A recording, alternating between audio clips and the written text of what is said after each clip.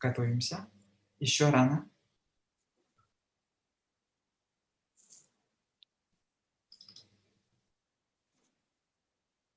Это на нашем зуме, да? Да. Вот она идет, трансляция. Готовимся. Еще рано.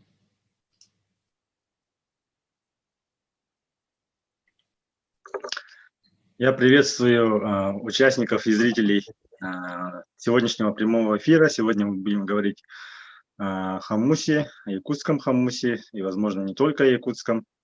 Вот. И для начала я хочу сыграть для вас традиционные мотивы на нашем инструменте.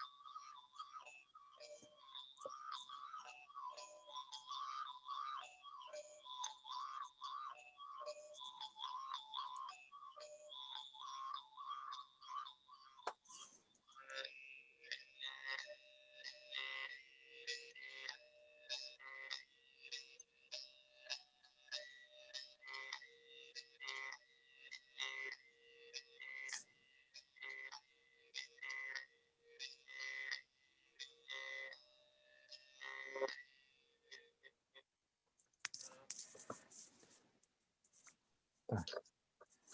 Замечательно. Ну, добрый день. Меня зовут Павел Василий Климович. Я являюсь ректором Малой академии наук. И у нас, как всегда, идут интересные встречи на нашем YouTube-канале, который мы транслируем сейчас напрямую. Стримлайн у нас идет. Обычно мы еще это делаем на Фейсбуке, Инстаграме. И потом эту запись мы выкладываем на нашем YouTube-канале, чтобы по возможности в комфортных условиях люди могли слышать снова, если будут интересные мысли, идеи и какая-то интересная информация. И сегодня у нас в гостях Эркин Алексеев, который является человеком-ученым, научным ученым-секретарем музея, Всемирного музея Хамуса. Так, я прав? Да. Да, добрый день. Добрый день, да, Эркин. И Эркин, значит, является таким специалистом в очень уникальной области, которая у нас называется работа с таким интересным музыкальным инструментом, который имеет много названий, но среди народа Саха известно как хомус. Это такой маленький инструмент, очень интересной формы, которую можно держать на руках. Его часто называют арфой, которая вот иногда называется еврейская арфа, иногда называется джо-арф, иногда называется, это вот английское название я называю.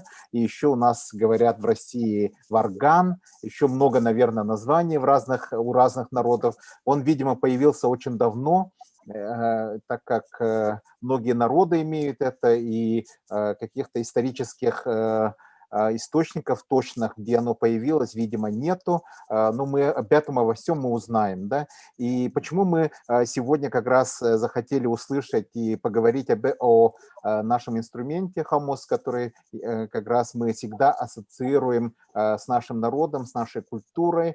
Это то желание, что в любом случае культура – это основа, на которой строится как раз и все интеллектуальное богатство, которое чем обычно человек гордится. И так как мы живем в век цифровых изменений, цифровой трансформации, появляется огромное количество субкультур, разных сообществ, и всегда важно здесь не затеряться, иметь какую-то уникальную сторону. И как раз у нас есть такое тоже свой уникальный инструмент, которым мы можем гордиться, и было бы замечательно, если бы каждый здесь, например, член нашей академии, Малой академии наук, мог научиться играть на этом инструменте. В свое время Фридрих Великий, это один из немецких королей, прусский король, сказал, что важно каждому солдату научиться играть на флейте, так как он считал, что флейта, в общем, это очень маленький инструмент,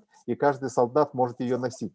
Но каждому солдату нужно обязательно иметь музыкальный инструмент, так как это очень помогает не то чтобы расслабиться, но размышлять о очень больших вещах, исторически важных, и только тогда можно что сделать? Получить победу, добиться чего-то.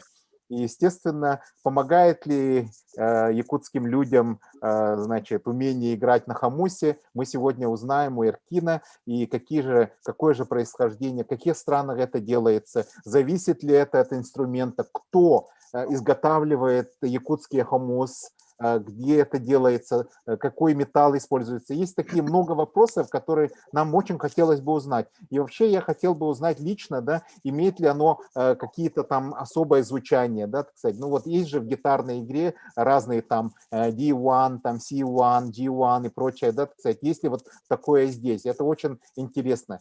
Пожалуйста, Эркин, скажите, пожалуйста, когда вы научились играть на хамусе? Вот на хамусе я играю где-то прям вот очень плотно года с 2007, наверное. Вот, это получается, когда я поехал уже учиться студентом в город Санкт-Петербург, вот, и я тогда приобрел впервые себе личный инструмент и стал вот на нем учиться играть. А вообще, на самом деле, интерес к инструментам он был с детства. Если я вот вспоминал потом позже, что, оказывается, у меня еще и в детстве были такие интересы, да, тяга к этому инструменту. Но, к сожалению, вот в нашем родном Мгинском Улусе именно мастеров, которые делают хамусы, есть всего только в одном наследии, да, в Сатагае. И до сих пор как бы приобрести хамус в Амге это довольно такая некоторая проблема, да.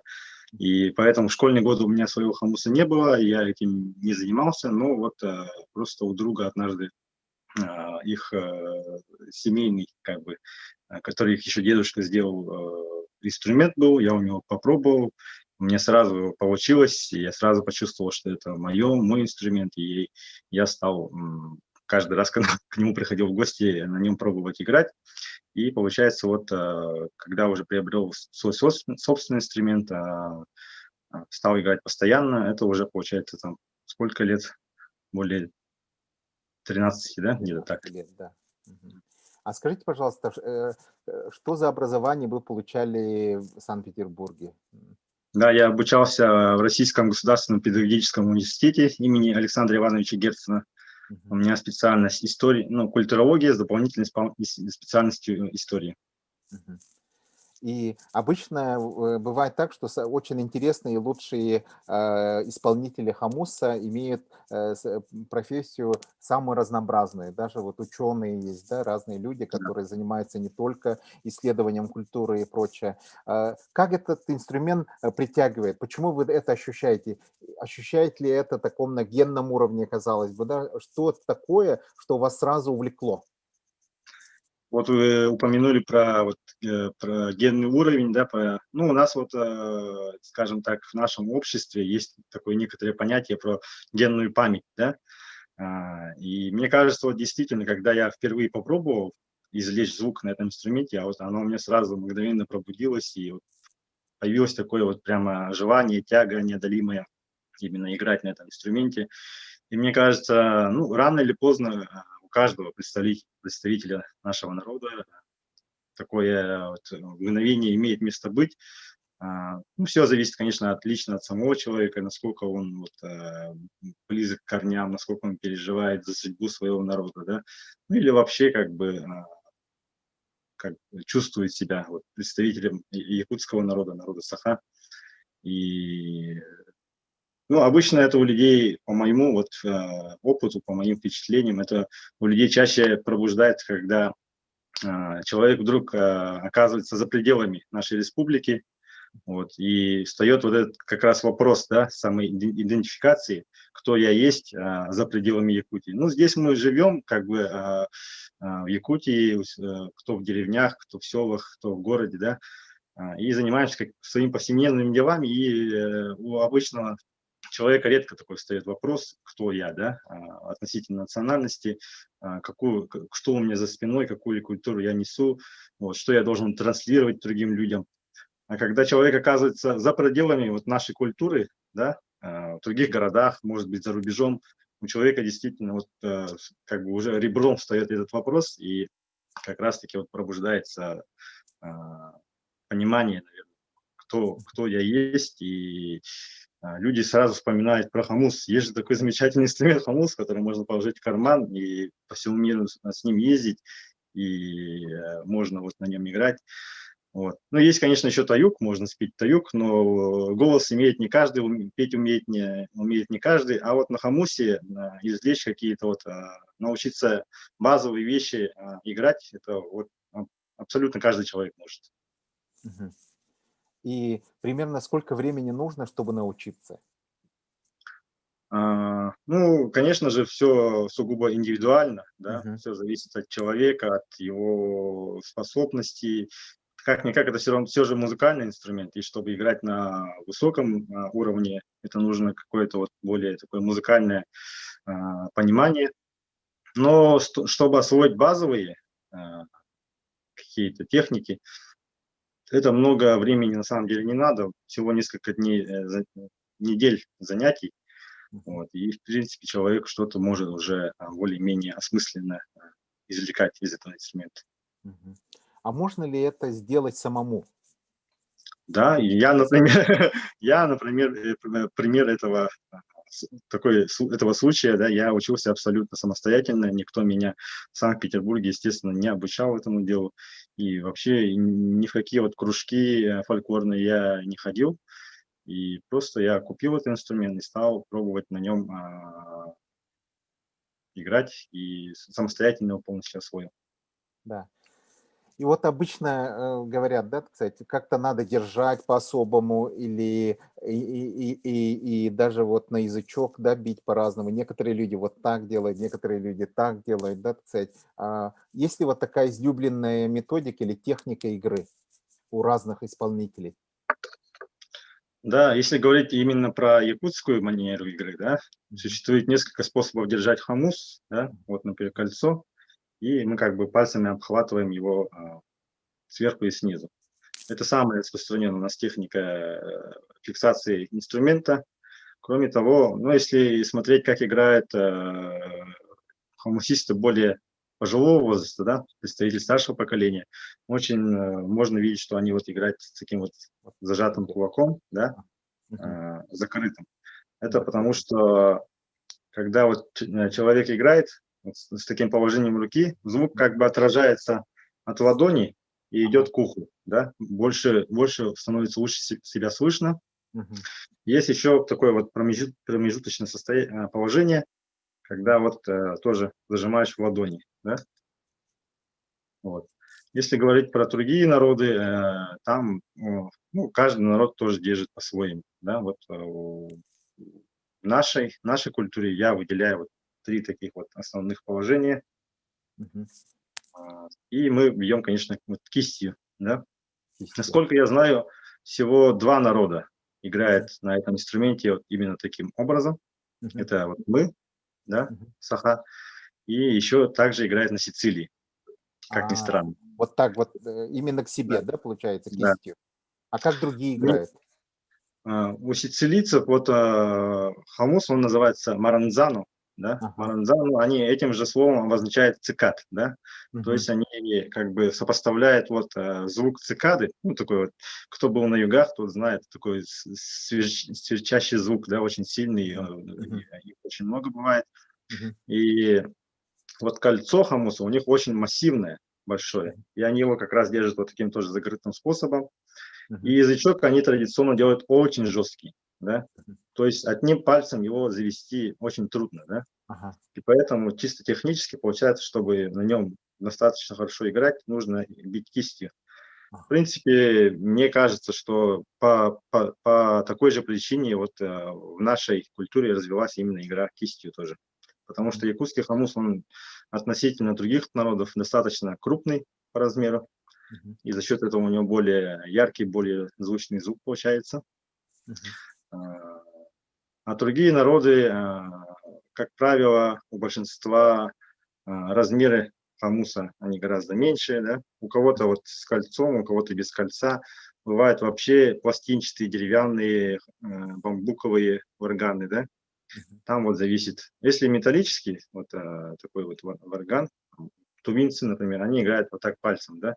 Ну и Мгм. большинство народов, они играют вот именно пальцем, либо вот рукой ударяют. То есть положение руки получается такое вертикальное, и указательным пальцем они бьют к себе или от себя. Мгм. М.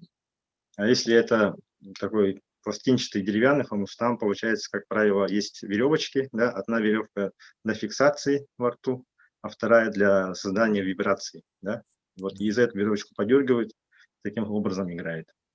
Вот, говоря о том, что в разных странах, да, люди играют, вот разные континенты, да, вы могли бы указать, да, в каких там странах, да, по разным континентам, как распространен хамус? Вот хотелось бы узнать. На сегодняшний день зафиксировано более 200 народов, да, у которых этот инструмент до сих пор бытует или вот до недавних пор бытовал в их культуре в той Мгм. или иной степени. Если говорить о географии, это практически все континенты, кроме Австралии. Мгм. Вот. Единственное, у нас нет сведений о том, что вот у австралийских народов этот инструмент или есть, или бытовал когда-то. Таких сведений нет, но вот про Океанию мы точно можем сказать, что там этот инструмент до сих пор бытует, и довольно хорошо себя чувствует в традиционной культуре многих народов. Мгм. Вот. То есть в Евразии повсеместно практически, на обоих Америках, Мгм. в Африке. Вот. Но про Америку надо сказать, что туда этот инструмент завезли европейские колонизаторы. Ага, То есть у индейцев этого инструмента не было. не было, понятно. Мгм. То есть фактически возможно, да, что было какое-то время, когда этот инструмент появился впервые. Да, это очень, как вы уже упомянули, довольно сложный вопрос, обозначить какую-то конкретную дату, когда этот инструмент возник. Вот, и на сегодняшний день мы знаем о том, что самый древнейший экспонат, да, археологический, он найден на территории Монголии. Мгм. Это был костяной хамус. Он был найден еще в XIX веке на стоянке древних хуннов, да, Мгм. хунские племена. Вот, и его датируют 5-3 веком до нашей эры, Мгм. то ли более 2000 лет назад, Мгм. 2300-2500, вот где-то так. Это на сегодняшний день древнейший вот, Вот, хамус, варган. да. Да. Мгм. Вот народ хунну, да, сюнью его иногда называют, да, по-разному. Китайцы особенно знают этот народ, потому что жили всегда рядом. И, допустим, этого народа сейчас нету, он исчез, и в основном он располагался где-то рядом с озером Байкал, где, Да. допустим, предположительно тоже предки людей, которые связаны с народом Саха, тоже прибыли, да, есть такое у нас рабочая гипотеза на данный момент, и, возможно, тоже какая-то взаимосвязь, да, есть, возможно, может быть, но это еще не доказано, естественно, тогда получается. И как дальше, вот у китайцев есть такой инструмент вообще тогда? Самих китайцев нет, но в Китае ведь проживает не только вот народ хань, да, сами, Мгм. собственно, китайцы, но и очень много более мелких по отношению к китайцам народов, да, Мгм. и, например, есть народ И, Мгм. у них такое краткое название, и у них есть хамус коусян называется. Мгм. Он, по сути, состоит, это пластинчатый хамус, у меня, к сожалению, вот его нет, чтобы показать. И, по сути, они вот несколько инструментов, да, 3 или 4 или 5 объединяют в один, как бы, и корнем их вот соединяет, и он такой вот на веер похож, да. И они, Мгм. когда играют, они их вот так вот меняют, и получается, каждый инструмент имеет свой тон, и они уже, в принципе, могут наигрывать такие определенные мелодии. Мгм. А Вот. если, вот где они живут, эти люди, да? Это горная местность, это где в Китае? Вот народ И живет. Интересно. Это ближе к Вьетнаму, по-моему. Мгм. Вот. И, Вы- собственно, во Вьетнаме там э, я забыл точно название народа, хмеры или, может, я ошибаюсь, у Мгм. них тоже есть такой инструмент, и по сути он ну не по форме, по структуре очень похож на китайский. Мгм. Отличие в том, что они используют только один инструмент, как правило, и он такой длинный, Мгм. пластинчатый, но металлический. И они делают его из латуни, из мягкого металла. Мгм. Вот, что китайцы, что вьетнамцы, например. Интересно. Ну, возможно, это хмонги, да? Есть такой народ, который в горах живет, да, так сказать, где довольно сухо и Да, да, прочее. да, да. Да, и получается, что если вьетнамцы, да, хмонги используют, а если такие инструменты, как хамос, в районах, где джунгли, где большая влажность, где трудно, например, да, с каким-то металлическим инструментом делать музыкальные инструменты, такое есть, или это все-таки инструмент, который относится к более сухим областям Земли? В Юго-Восточной Азии у очень многих народов есть Мгм. этот инструмент, и он там делается из самого их популярного доступного материала из бамбука. Да? Ага. Бамбуковых вариантов этого инструмента очень много. В Таиланде, в Камбодже, а, и, ну, далее там в странах Океании, там очень большое разнообразие этих инструментов. И вообще, по предположению одного из крупнейших вот варгановедов, да, 20 века, был такой Фредерик Крейн, ученый, Мгм. этномузыковод американский. Он практически всю жизнь вот изучал этот инструмент, и по его предположению этот инструмент как раз-таки мог возникнуть где-то в Юго-Восточной Азии. И первый вариант, он был, скорее всего, именно бамбуковый. Мгм. А потом он распространился, да, получается так. Да, Ну, допустим, что австралийцы, жители, да, кстати, Австралии древние, они прибыли туда довольно рано, да, где-то, да. некоторые говорят, 40 тысяч лет, да, приблизительно, может быть, раньше. В Америке 10 тысяч лет, может быть, чуть раньше. И тогда, получается, где-то мы смотрим промежуток, может быть, точно известно, мы говорим, что 2000 лет, да, так сказать, между этими двумя цифрами, да, так сказать, от 2000 лет до 10 тысяч лет. Где-то в этом районе он появился. И, возможно, и Юго-Восточной Азии где-то, да, использованием бамбука в качестве инструмента, из которого они делали. Но есть вот у нас предположение, что и в Библии написано, да, что первым было слово, да, так сказать, ну, соответственно, звук и прочее. И как вы думаете, да, насколько, ну, вот чем отличаются люди от других, вот имеется в виду млекопитающих и прочее, мы используем какие-то инструменты, чтобы из них воспроизводить звуки. Имело ли это, как вы думаете, какое-то ритуальное значение, или это просто было использовалось как времяпровождение, свободное время и что-то? Есть какие-то предположения по этому поводу? Ну, на сегодняшний день есть такие две кардинальные точки зрения, да. Мгм. В Европе я больше встречаю точку зрения о том, что это более досуговый инструмент, да, чисто вот для развлечения.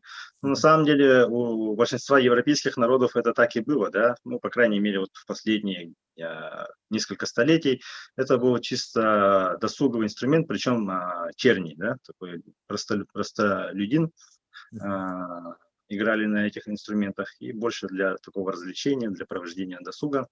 Но если смотреть вглубь истории, то у архаичных народов, собственно, им не свойственно их культурам а, создавать что-то просто так, да, просто для развлечения. И вообще любое действие, любой инструмент, он имел какое-то значение, создавался именно в каком-то вот общении, скажем так, какой-то связи с силами природы, с духами, да, потому что в те времена люди себя не считали выше природы, как мы знаем, считали себя наравне, а может быть, даже ниже, в зависимости от сил природы, от этих духов, от богов, да, и, возможно, вот первые хамусы, они как раз имели какую-то вот такую медиаторную связь, да, Мгм. роль выполняли. Ну, Мгм. вообще, вот самые первые хомусы, примитивные, они были просто такой вот щепочкой, да, утолщенной на конце. А на конце, где вот и играли, она была более тонкая, просто подносили ко рту и издавали вот такие щелчки. Мгм. Вот. И такой вариант, например, до сих пор сохранился в Полинезии. Мгм. Ютете он так называется. Мгм. И это возможно для отпугивания духов, да, так сказать, что-то такое может быть, да, Ну, какие-то да, предположения. что-то вот. Да. А у народа Саха оно имело сакральное значение? Имеется в виду, вот очень странно есть у нас у якутов такая дихотомия, да, так сказать. Есть какие-то обряды, которые делают алгасчиты, да, но есть еще тема, которая называется шаманы. Я не знаю, насколько это связано с народом Саха, может быть, это другие группы этнические, да, совершали это, возможно, эвенки, вены, там, хоро и разные там народы, да. Вот где здесь роль хамуса, да, так сказать, в чем Да. она использовалась? Использовалась это как досуговый музыкальный инструмент или оно имело какое-то, вот, как иногда говорят, сакральное значение? Да, это очень интересный вопрос вы задали, да, и на самом деле он довольно актуальный именно с точки зрения исследований научных, да, Мгм. потому что свидетельств о связи хамуса с шаманизмом, да, шаманством у нас осталось крайне мало, на самом деле. Единственный вот письменное свидетельство о том, что шаманы использовали хамус, оставил Иван Худяков, который вот в Верхоянском районе отбывал ссылку. И в своем вот труде «Краткое описание Верхоянского округа» он записал легенду о шаманке по имени Джерильер. Мгм. Она была, ну, рассказчик его точно не знал, откуда она была родом, но предполагал, что приезжала она откуда-то из района Якутска, Мгм. Верхояние. Вот, это была молодая, очень красивая женщина, по его описанию, и на своем поясе она носила 8-9 хамусов. Вот. И эту шаманку всегда сопровождала 8 или 9 юношей. Вот. И когда они куда-либо прибывали, чтобы вот отдохнуть, она раздавала своих хамусам своим спутникам, и они все вместе начинали играть. А, Жалко то, что вот из этого вот описания там непонятен контекст, да, для чего они это делали. Мгм. Просто ли для досуга, или это действительно был Мгм. какой-то ритуал. Мгм. А, Ну, просто имею такой факт, что вот эта шаманка, она носила с собой хамусы, и вместе со своими спутниками она иногда играла на этих хамусах. Мгм. Вот. Это то, что касается именно прямых источников, но так или иначе, многие сегодня предполагают, что в древности этот хамус имел более сакральную роль выполнял. Вот.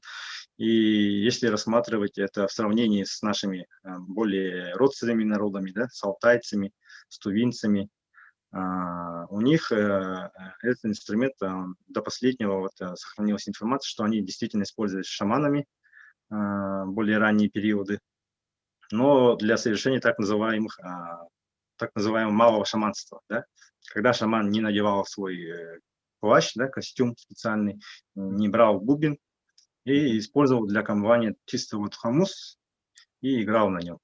И вот в советское время записали одну тувинскую шаманку, и она рассказывала, что с помощью хамуса она не может отправляться в верхний мир или опускаться в нижний мир. Она только может путешествовать по срединному миру. Да?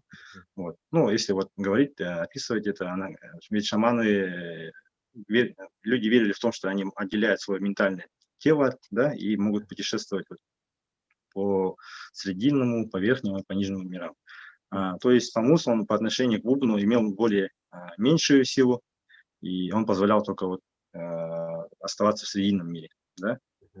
Вот. И также сохранилось свидетельство о том, что у бурят, именно у западных бурят, хамус использовался исключительно шаманами. Вот. И, то есть обычный народ, он не играл на этом инструменте, не использовал его просто для музыки, для игры, для досуга. И только вот шаманы или шаманки у них играли на этом инструменте для совершения своих обрядов. Вот.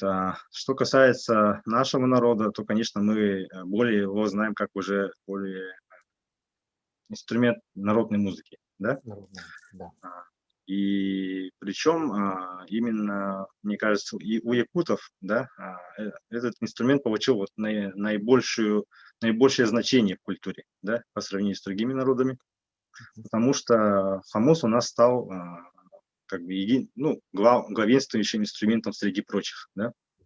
Конечно же, у нас были вот кырымпа, да, кылгах, более раннее название, тангсыр, да, ну и очень, на самом деле, много других инструментов, но о них сохранилось мало свидетельств, и, например, к веку к 19 они имели такое вокальное распространение, да, только в некоторых районах их можно было встретить, то есть они уже подверглись такому забвению.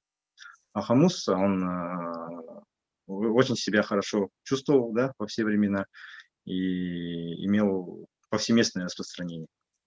Вот. И, скорее всего, вот, Аиза Решетникова и Галина Алексеева была такая ученый. По их предположению, в древности у нашего народа этот инструмент имел именно такое сакральное значение, его использовали конкретно в обрядах.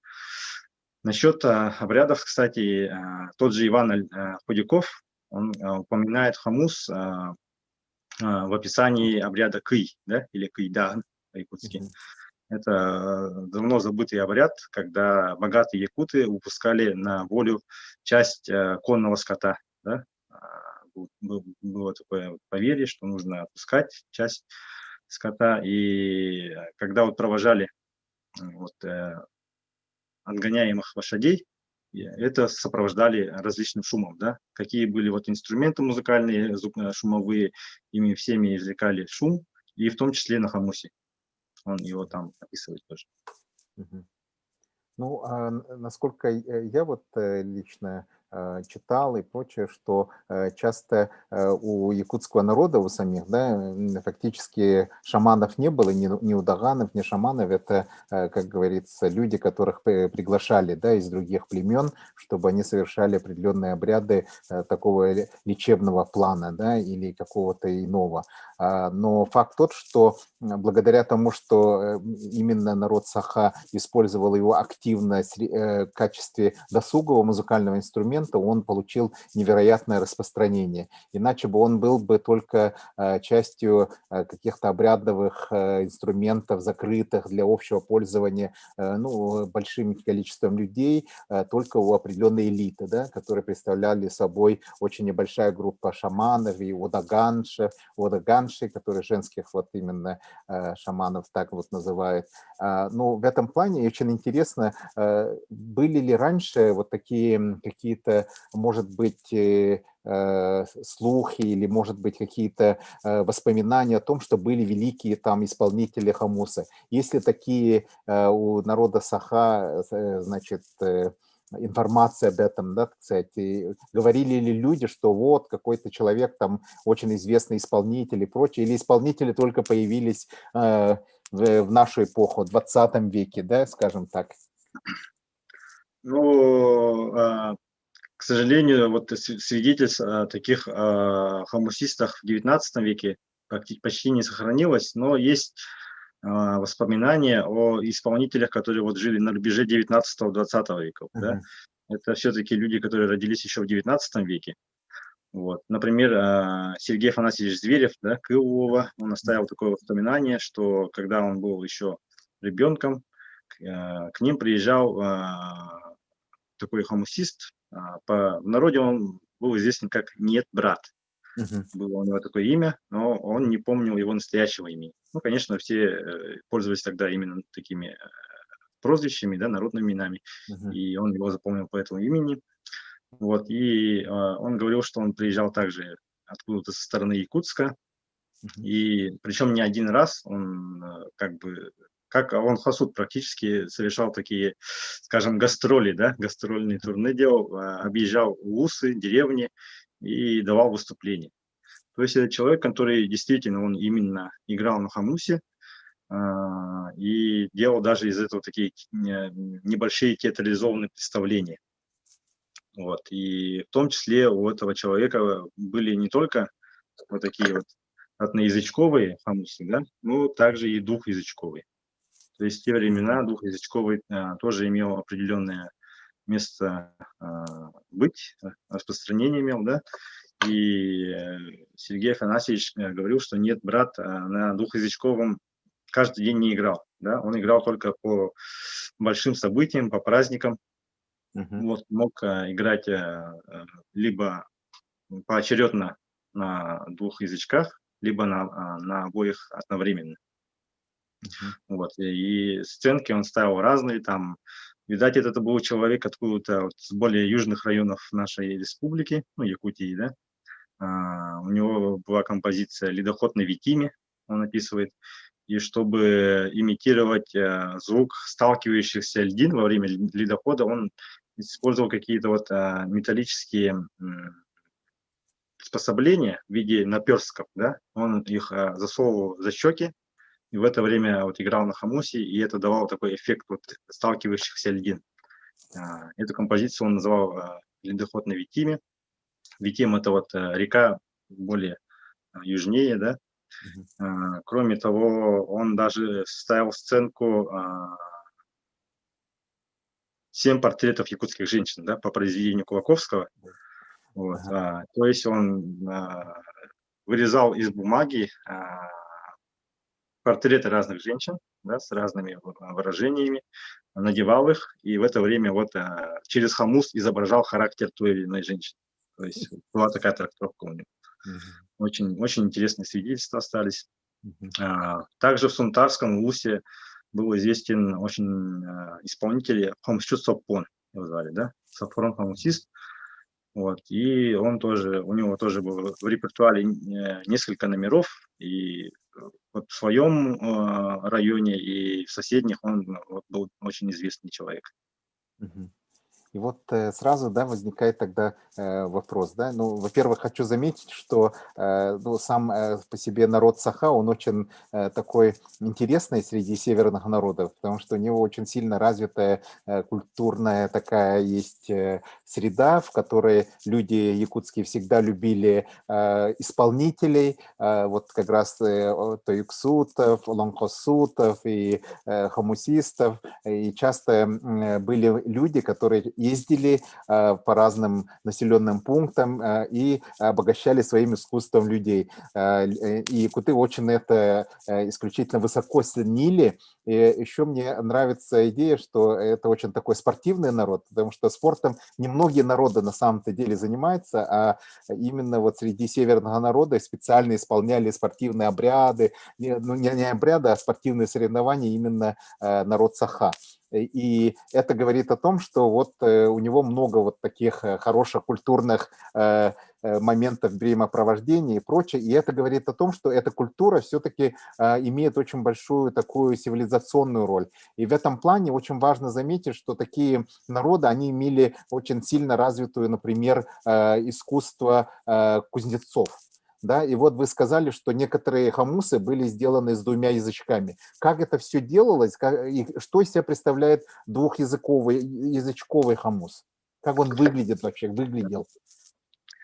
Ну, к сожалению, до советского времени вот в живом как бы формате, скажем, в традиции двух язычков хамусов не сохранилось, да. Мгм. Ну вот на основе вот таких вот воспоминаний мастера уже советского времени реконструировали этот хамус, да.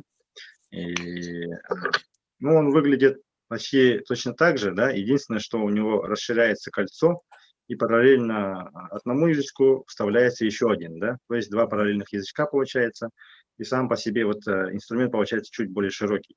Мгм. Вот. И кончик язычка, он получается с разными наклонностями, да, чтобы было удобно. Например, если хочет исполнитель играть на одном, он играет только на одном, если на двух, то он сразу по обоим язычкам ударяет. Мгм. И вот я хочу как раз заметить, да, что обычно у якутских людей все, что они имеют у себя, да, так сказать, что им попадает в руку, оно сразу унифицируется и обретает такой очень классический и, как говорится, общепринятый такой стандарт. И вот у вас, например, ваш хамус, он очень красивый, эргономично выглядит, да, и он невероятно, так скажем, современно выглядит, да, так сказать. Скажите, пожалуйста, а кто вот ваш хамус именно этот сделал? На самом деле у меня хамусов ну, довольно много, да. Мгм. Это всего лишь один из моей рабочей коллекции. Конкретно это сделал Герасим Тарабукин. Мгм. Он живет в Чероптинском улусе, но сам родом из Татинского улуса. Вот, он брат известного на сегодняшний день довольно мастера Эдуарда Тарабукина. А, Тот живет в Итыккеле, да, в Татте. И ну, хамусы Эдуарда Тарабукина высоко ценятся не только у нас в Якутии, но и в России. И из-за рубежа у него очень много заказов поступает, я Мгм. знаю об Мгм. этом. Мгм. Вот, ну, вообще у меня вот, не знаю, как показать, у меня тут очень много инструментов, да, все они в Хамусы. чехлах, Ага. вот, целое вот у меня. Во. Замечательно. Обойма. Да. Человек, Это все якутские хамусы. да, я играю ну, в основном только на якутских инструментах. У меня есть несколько иностранных, но они у меня так чисто для коллекции, скажем. Я Мгм. перед людьми на них не выступаю. Могу для себя там немножко Мгм. поиграть. Мгм. И вот бывает ли такое, что у какого-то мастера есть свой такой уникальный, значит, звучащий инструмент, да, как вот у мастеров, которые делают скрипки, там прочее, да, так сказать, такое может быть в хамусе? Да, сегодня вот наши дни именно ремесло хамус, ну, изделия хамусов, изготовление хамусов, оно очень сильно развивается, я так оцениваю. И каждый мастер ищет свой почерк, да. Мгм. Появляется такое, ну, чем больше появляется спроса, причем такого востребованного именно в том Мгм. отношении, что исполнители тоже, они развиваются, не стоят на месте и ищут более какие-то а, новые звучания, ну, не новые звучания, более качественный звук ищут, да. Мгм. Причем в разных направлениях, да, кому-то нужен был там более долгий звук, например, кому-то более высокий, кому-то низкий, кому-то более ракочущий звук нужен, да, кому-то, наоборот, более такой конкретный а, звук нужен. Мгм. И, ну, для сравнения я могу вам, например, вот немножко изобразить, да. Вот у меня есть хамус Ивана Намытарова, тоже из Мгм. Чероптинского улуса, Мгм. и он в основном делает такие низкого звучания хамусы, и у них, как правило, такой вот рычащий, ракочущий звук получается. Мгм. Мгм.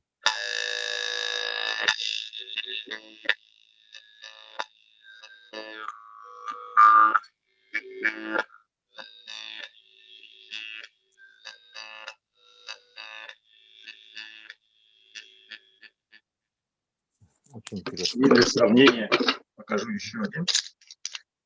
Есть мастер Григорий Ченцов, да, Мгм. города Бельска, очень известный мастер по всему миру. Именно его хамус побывал на борту Международной космической станции, да, Мгм. и у него хамусы, ну, не обладают таким ракочущим звуком, они более такие направленный звук у него получается, что ли. И, Мгм. ну, конкретно этот подходит для такой более быстрой игры, скажем. Мгм. Вау.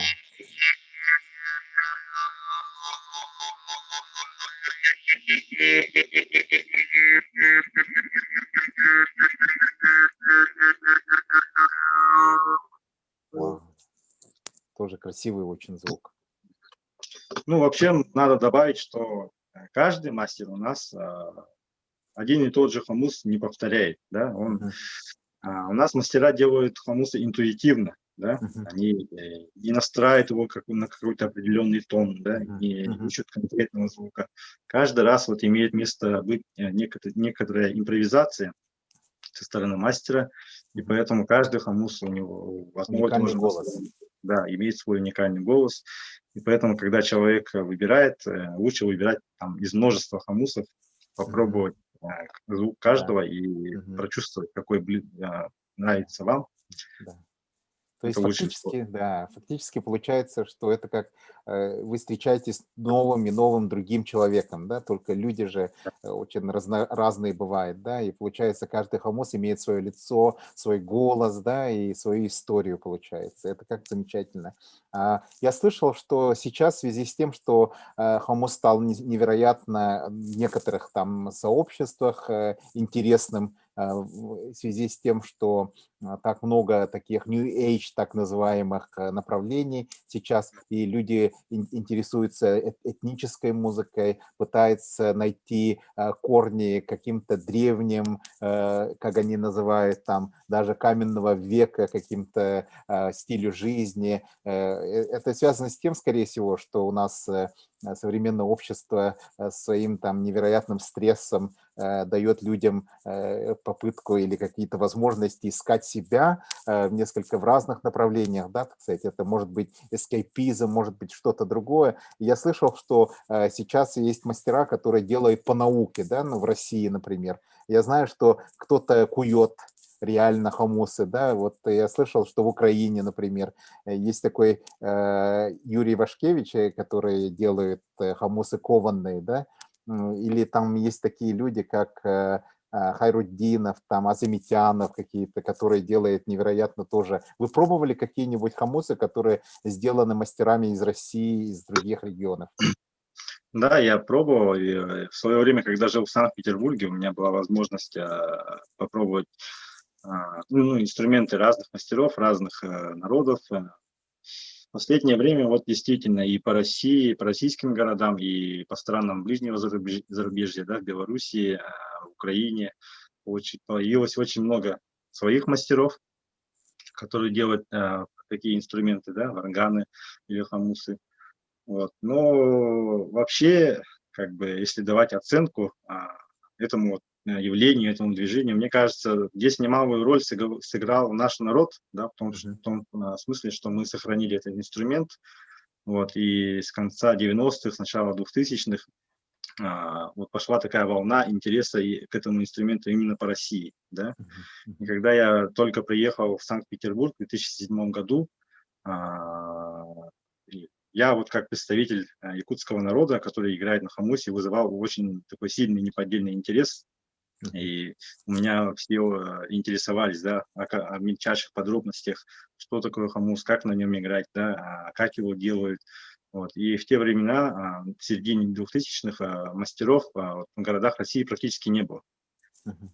Если посмотреть сегодня, спустя вот почти 15 лет, ну, практически в каждом крупном городе России есть уже представитель русского народа, да, мастер, Мгм. который делает такие инструменты, и в том числе на Украине, и в Мгм. Белоруссии, и много-много где по странам СНГ. Вот, но вот есть такой несколько щепетильный момент, скажем, да, мастера, которые делают, ну, русские мастера, которые делают такие инструменты, называют их варганами, да, Мгм. соответственно. Да, да. Но, по сути, многие делают конкретно вот якутский хомус, да, по Мгм. форме, по размеру, по звучанию, приближенный к якутскому хомусу. И на самом деле здесь вот встает такой несколько культурный вопрос, да, Мгм. чем является этот инструмент? Русским Мгм. варганом ли или якутским хомусом, да? Мгм. А, если бы мастера конкретно занялись именно, подошли к этому вопросу с научной точки зрения, да, и занялись реконструкцией действительно русских варганов, да, потому что, ну, по древним городам России действительно найдено немало археологических варганов в Новгороде, там, в Москве и много где. И если отталкиваться, брать за опорную модель вот этими ископаемые варганы и восстанавливать вот их, это уже можно называть, на мой взгляд, русским варганом, да. Мгм. Когда люди просто копируют якутский хомус, Мгм. и только за счет того, что это делает человек другой национальности, называть это русским варганом, ну, не вполне тактично и не Корректно. вполне этично, мне кажется, да. Да-да-да.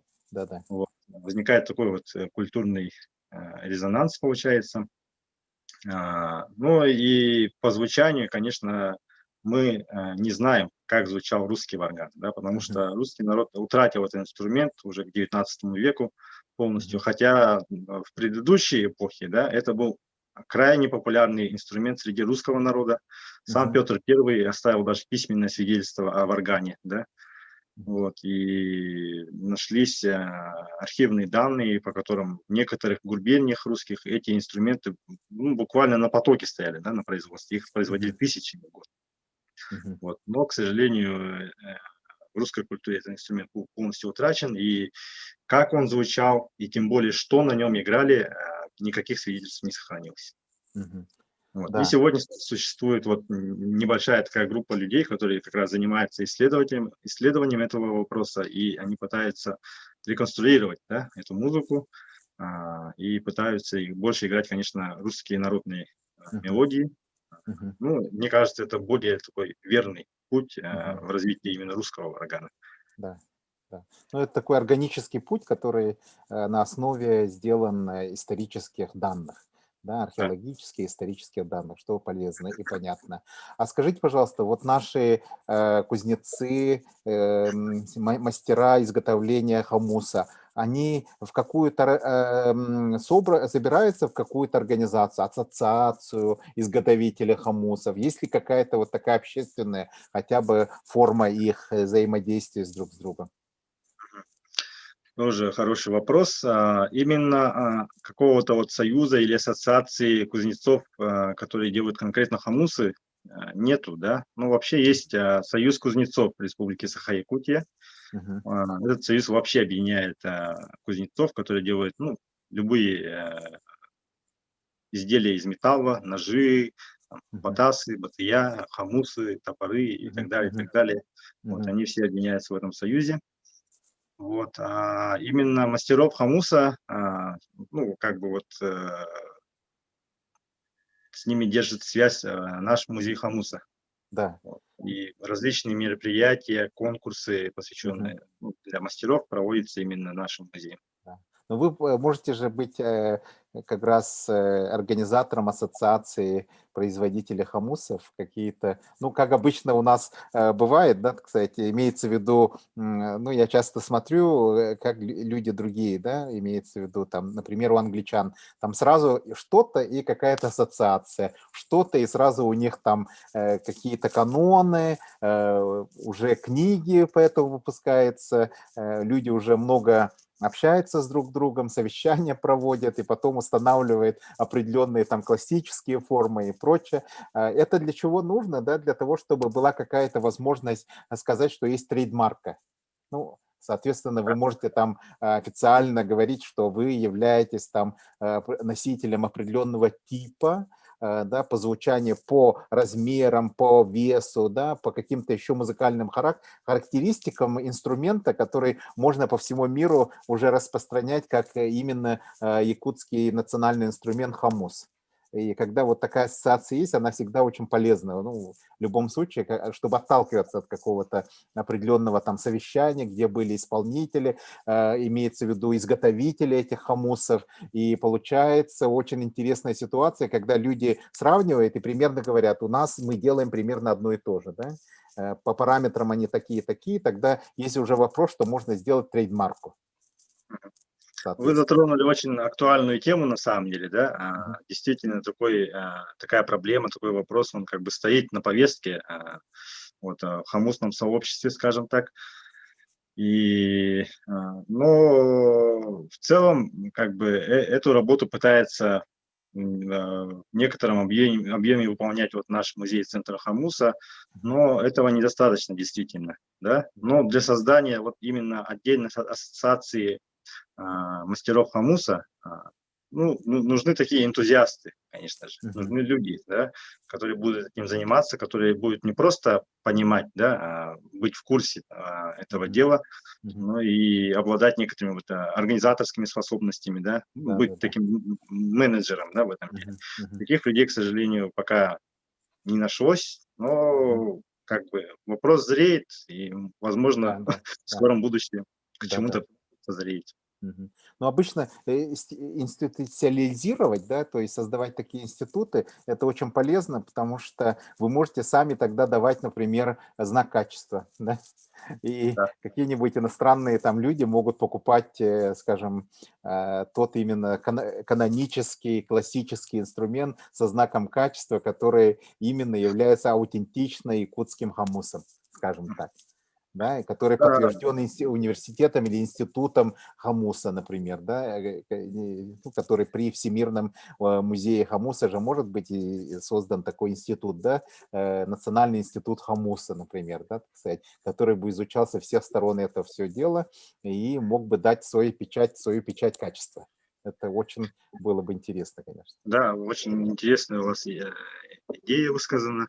Мгм. Вот, ну, на сегодняшний день мастера ограничиваются именно патентированием, да, Мгм. когда несколько видоизменяет строение хамуса, как правило, мастера делают патент, Мгм. но дело в том, что патенты в нашей стране не очень хорошо, ну, по крайней мере, вот в области как бы таких национальных изделий не очень хорошо работают, насколько я Мгм. вижу, Мгм. Мгм. потому что, например, тот же существует более современные технологии изготовления хамуса. Ее вот популярно сделал Иннокентий Никитич Готовцев, да, Мгм. еще там в 70-е годы, по-моему. А, И он запатентировал тогда свою технологию, но, как я вижу, очень многие мастера других национальностей пользуются его технологией, но каких-то вот таких вот отношений по поводу авторских прав там не налажено, к сожалению. Да, да, но это часто такая история, не только что касается хамуса, но и других Да, изобретений людей. Это чисто, возможно, пиаровская вещь, да, вот патент, что у вас есть патент. Вы да. показали это и красиво это все. Но что касается все-таки вот удивительное звучание там хамуса и прочее. Вот, допустим, мы имеем хамус, да. Бывают ли такие хамусы, которые мы считаем там ученические, да, которые можно использовать для первоначальных шагов в изучении этого инструмента, например. Ну, тут все, конечно, довольно вариативно, да, Мгм. и опытный исполнитель, конечно, может подсказать, да, нуждающемуся человеку, вот такой-то хамус, он подойдет вот, для начинающего, Мгм. а, другой хамус, вот он подойдет для детей, да.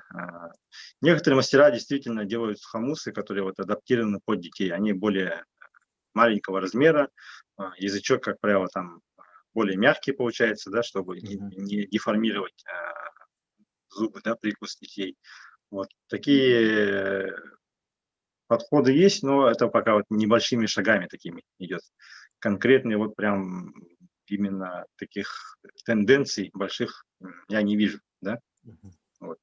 Ну, это зависит лично от каждого мастера, более субъективно. Вот. И, конечно же, от исполнителей тоже, да, от вкусов исполнителя, какую музыку он будет играть, более современную, быструю, да, Мгм. или традиционную, более такую спокойную. Вот. И это тоже зависит от начинающих, да, от учеников, к какой музыке они больше стремятся, к традиционной, к современной и так далее. Мгм. Есть ли разные вот мелодии хамуса, да? допустим, вот некоторые я как вот по звучанию похоже на что-то, да, на стук копыт там. Есть ли такие, да, или я просто ошибаюсь, может быть, оно имеет другое название, да? Можете ли вы там поделить определенные там мелодии, да, которые вот и чисто якутские такие? Да, как правило, ну вот наш традиционный стиль игры, сыетардых называется, да, Мгм. протяжная игра, она больше имела, конечно, импровизационный характер, да, как на самом деле и таюки, например, да. В старину ведь каждый исполнитель перед тем, как исполнять, он на самом деле тут же придумывал мотив, да. Мгм. Поэтому в каждом таюке есть ну, вводный запев, в течение которого исполнитель обдумывал свой будущий мотив, да, и уже опираясь на этот мотив, придумывал текст, да, то есть Мгм. полная импровизация. Мгм. То же самое было в Сыетарды, да, когда исполнитель делает первые удары, он, ну, как бы вот настраивается на определенную волну, скажем, да, тоже обдумывает, какой мотив он будет играть, да, более такой позитивный, более меланхоличный, вообще о чем будет смысл, да, о природе ли это будет, там, если о природе, будет ли это там полная имитация природы, или может это какая-то вот абстрактная звуковая вот адаптация, да, о природе. Вот. На самом деле, если вот изучать конкретно традиционную хамусную музыку, это вот целый глубокий жанр, да, Мгм. который имел свою философию, имел свои определенные законы. Вот, ну, к сожалению, не так много сведений у нас сохранилось об этом, потому что в течение 20 века хамусу уделялось на самом деле не так много внимания именно со стороны исследователей, да, и вот именно записей исполнителей сохранилось совсем мало. Мгм. Вот. Эдуард Ефимович Алексеев, он, например, этномузыковед наш известный, да, он, конечно, записывал, но записи хамуса у него не так уж много, и они довольно поздние, 70-х, 80-х годов, да. Мгм. Вот. Мы знаем, например, что Сергей Зверев тот же, да, Крылова, он играл на хамусе, но записей нигде нет. Возможно, где-то в архивах есть, но пока вот у нас таких сведений нет. Или известный Аллахасу Тамгинский, да, Устин Нохсоров, он тоже играл на хамусе, но его записи и исполнение тоже не сохранилось. Что он играл, как он играл, мы не Мгм. знаем. Вот. И, ну, вот, если говорить про жанр хамусной музыки. И там как бы видовых разнообразий, да, жанров было очень много. По каким Мгм. случаям играли, да? В честь праздника ли, был ли это просто культурный досуг, да? Был жанр там тойсу, да, и был такой песенный жанр тойсу, когда два человека перепевали, да, друг друга. Ну, как правило, это было как влюбленная пара, да, друг друга вот Мгм. Мгм. воспевали. И на Мгм. хамусе тоже такое же было, да, когда парень с девушкой играли и друг другу вот посвящали. А, Этикер хамус был такой жанр, да, когда, ну, как правило, женщины собирались вместе, там, о чем-то сплетничали, да, разговаривали, и они вот как некоторая забава такая, через хамус именно сплетни свои рассказывали, да, и все слушающие должны были угадать, да, о чем она говорит. Был жанр потаенных песен, да, такие, так как хамус, он может имитировать человеческую речь, Мгм. например, девушки, да, у нас ведь в старину к девушкам очень так строго относились, особенно в богатых семьях, да, им нельзя было выражать своих чувств, да, лишний раз. Если девушка вдруг там, ей понравился какой-то парень, да, ну, она не могла нигде в быту об этом как-то говорить открыто, она могла это изливать через хамус, да.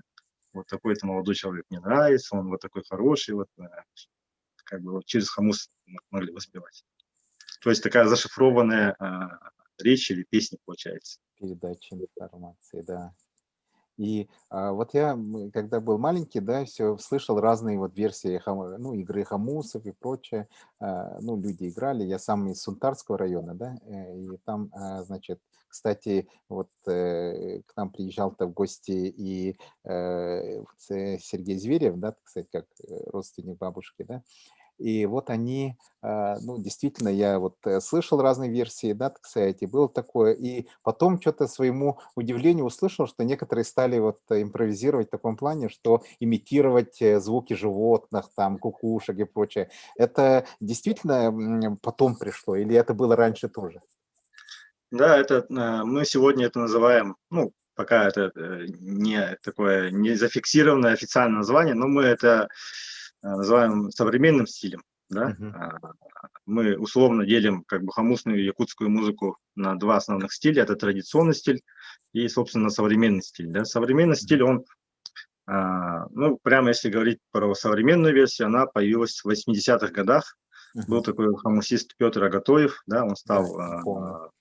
хамусистом-виртуозом мира, Мгм. и он впервые вел вот эту именно голосовую имитацию птиц в хамусную музыку, да. Это очень интересное явление, на самом деле, с точки зрения культурологии, потому что звуковая имитация голосовая, она существовала ранее именно в контексте шаманской культуры, да. Мгм.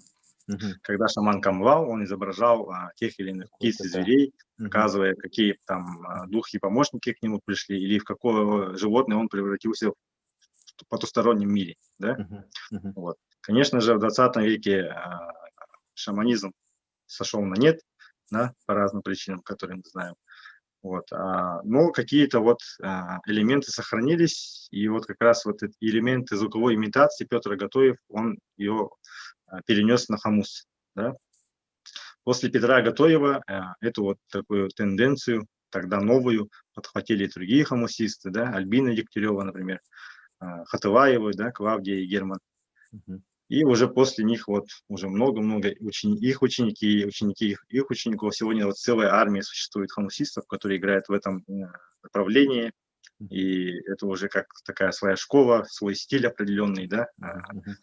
Ну, это более сценическая такая музыка, сценический фольклор получается, более Да. современный. Мгм. Именно не фольклор, а этническая музыка получается, да. Да. Вот и другой тогда вопрос. Вы ведете реестр, например, изготовителей хумусов? Сколько у вас, например, вы знаете, есть изготовители в Якутии? Да.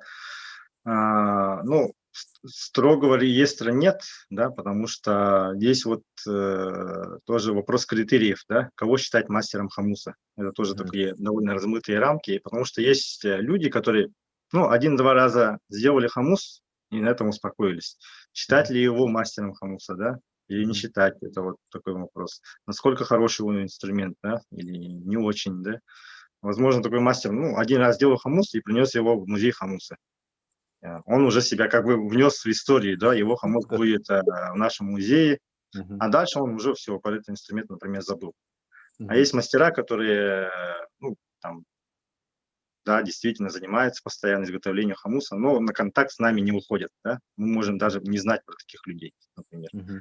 Мгм. А есть кузнецы, которые делают вот ножи, батасы, там, ну, какие-то другие изделия, и время от времени вот делают, могут сделать хомус, например. Вот. Ну, на данный момент мы фиксируем только тех, ну, с кем мы имеем более какую-то связь. Мгм. И по состоянию на прошлый год мы зафиксировали 55 таких мастеров по республике. Мгм. Вот. Но я точно знаю, что мастеров гораздо больше, да, Мгм. но именно вот с кем контактирует музей Хамуса, таких вот 55 человек. Это в основном районы, как Чурапча, да, получается?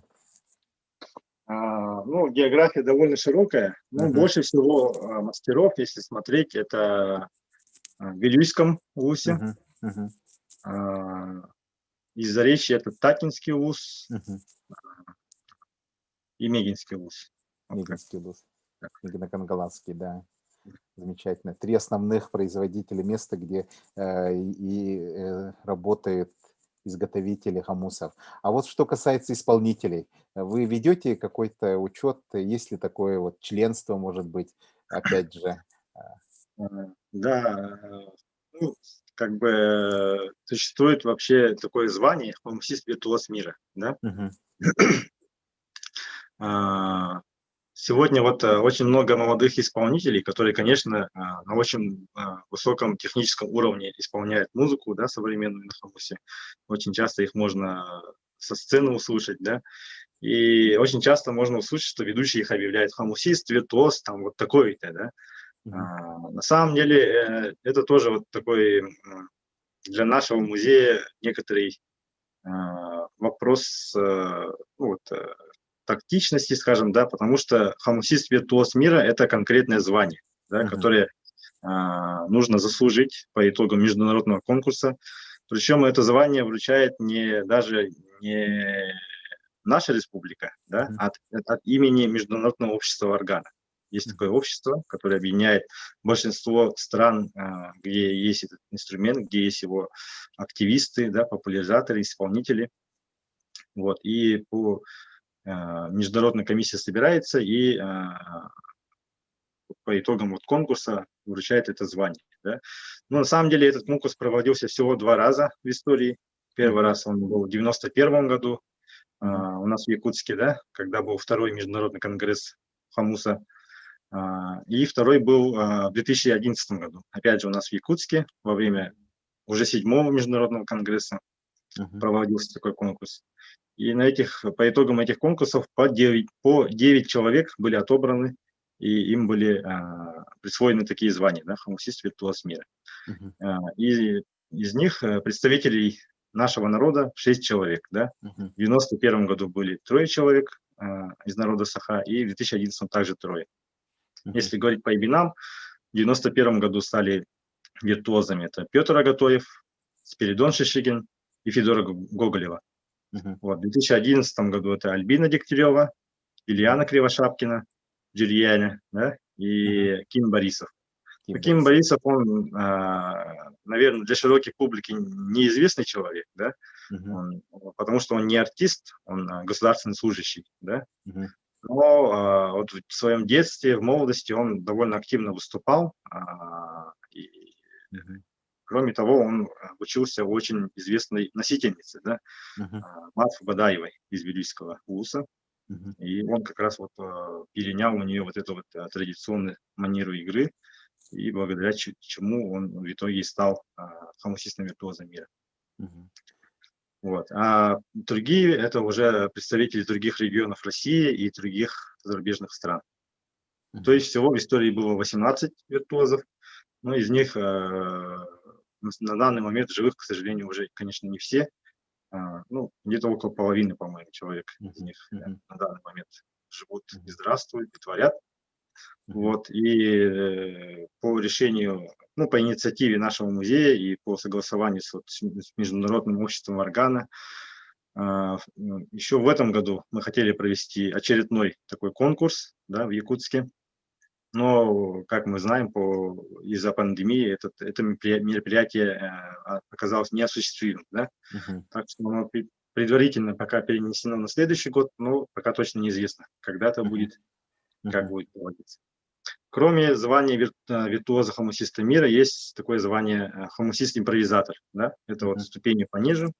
Вот. И тоже на базе нашего музея есть комиссия, и любой исполнитель, который достиг определенных результатов, да, он может предоставить свое портфолио и вот подать заявку на получение такого звания хамусист-импровизатор. Я вот, к сожалению, точно не могу назвать количество импровизаторов, но их, конечно, гораздо больше. Может 200, может 300 человек, где-то так. Да. Ну, это замечательно, что есть уже и звания такие, которые и международная организация дает. И хотелось бы побольше, поподробнее услышать об этой организации.